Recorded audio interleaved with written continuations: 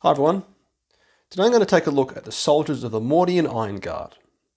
I'll draw on my experience as a former infantry soldier in the Australian Army to give a sense of what it'd be like for them to fight in the 40th Millennium. This is one of a series of videos and I've already covered the Catachan Jungle Fighters and you can check it out here. My channel covers everything Astra Militarum with a video released every week, so please subscribe for more.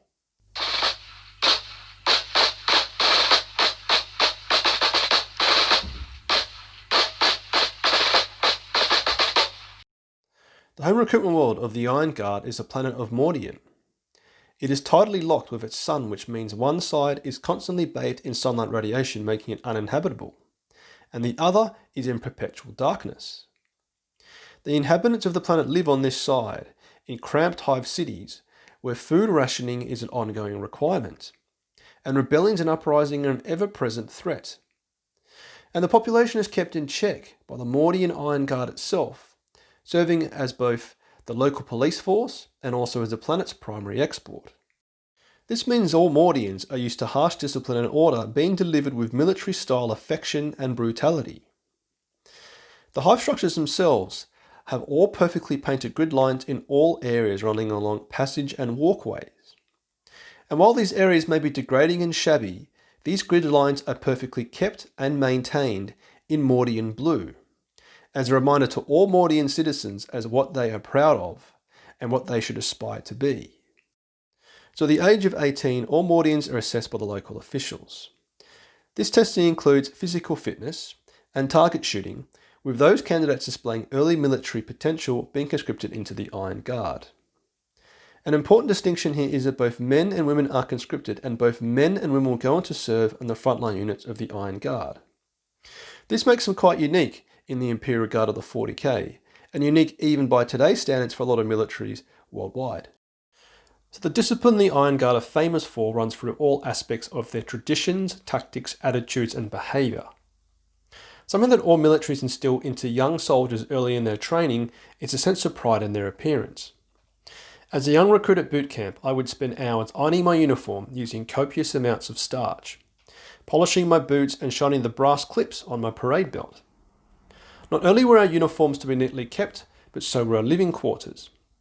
Our bed sheets needed to be carefully and precisely folded, and the contents of our footlockers and cupboards meticulously laid out, with breaches being punished with all your possessions being tipped on the floor, and the instructor dishing out profanities and insults centimetres from your face. Our physical bearing also had to conform to standards, and you probably heard the notion of keeping your back straight, shoulders back, head held level, arms down your side and your fists clenched. When we walked around the training school, we had to march in pairs, keeping in step perfectly with our marching partner. Now the Mordians don't march around everywhere, but their flak and carapace infused uniforms are perfectly kept as best can be, no matter the environment they're working in.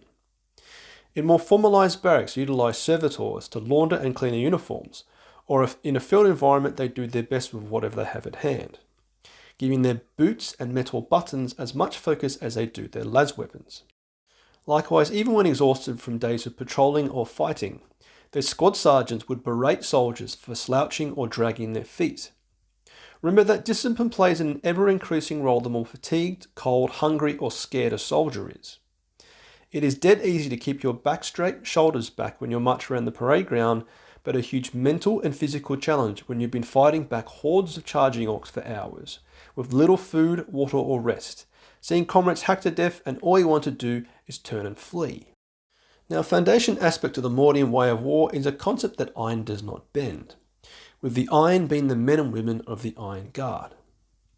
The prospect of retreat is kept only for the most overwhelming of situations, with the belief that a formation that doesn't retreat has a better chance of defeating its enemy. Now, this attitude is clearly quite a draconian one, and could be viewed as pure bravado or an inability to swallow one's pride. The modern tactical opinion is that if an avenue of attack has failed to achieve the desired results, then why waste more men and weapons when they can be withdrawn and the enemy position reassessed and a new avenue of attack adopted? The Mordian battlefield attitude takes inspiration from 18th century warfare, where victory could be achieved by an army whose men did not flee when musket and cannonball had shattered their ranks, and the men behind simply stepped forward to continue to load, aim, fire, load, aim, fire. How effective this could be in the 40th millennium of course depends on the opponent of the Mordians. Tightly formed, perfectly lined ranks of lasgun and bayonet would be brilliant against an unorganised mass of cultists, rebelling citizens, or primitive orc tribes, but devastatingly ineffective against elder shuriken cannon fire, and disturbingly suicidal against a volley of heavy bolter fire or plasma cannon fire. Now the Mordian Iron Guard aren't stubborn enough to always fight in perfectly formed ranks, wearing bright uniforms that ignore the principles of camouflage and concealment. In fact, they will adapt their tactics to the environment they're fighting in, but always using the principle of consistently advancing upon their enemy with ongoing hails of lasgun fire. Their officers and sergeants will tightly control their rate of fire, ensuring that las weapons have time to correctly cycle between shots, which in turn ensures that each las shot is fully energized to its deadly potential. And while the rank and file troops are steadily advancing on the enemy, the veteran units of the Iron Guard are behaving like the skirmish units of the 18th century. Dressed in charcoal camouflage coats, they scout ahead of the main formation and harass the flanks of the enemy formation. So I do make the point that the Mordian tactic of tight battlefield formations won't be the best against enemies with explosive weaponry, but a tightly packed group of las-fire shots could be highly effective against nearly all of the enemies of the Imperium. Again, referring historically, the idea of grouping together massed ranks of musket fire was to mitigate the poor accuracy of a single musket through sheer numbers, and consequently maximise the damage of a formation. If you play the tabletop game of 40k, you'll be all too familiar with how underwhelming a single lasgun can be. But get 3 squads all firing rapid fire on a single target, and some of those shots will definitely be finding their mark. Another thing to remember is that in the 40th millennium, the most common enemy of mankind is more often than not mankind itself. Greed, insanity, or the forces of chaos can turn powerful and influential men and women heretical, and consequently, millions of once loyal citizens could be ready to die for a cause they probably don't truly understand. So it'd be here that the Mordians would truly shine. What greater example is there of the will of the God Emperor than an army of normal men and women, dressed sharply and brightly, marching in tight formations across the battlefield, and whose advance will not stop until their foe is crushed. This simple strategy will be highly intimidating against the enemy, and most importantly, inspiring to the Mordians themselves. Even today, most soldiers would reluctantly admit that marching on the parade ground, in perfectly formed ranks, in ceremonial dress, medals pinned to chests, the unit colours flying, and the band beating their drum does stir an element of pride.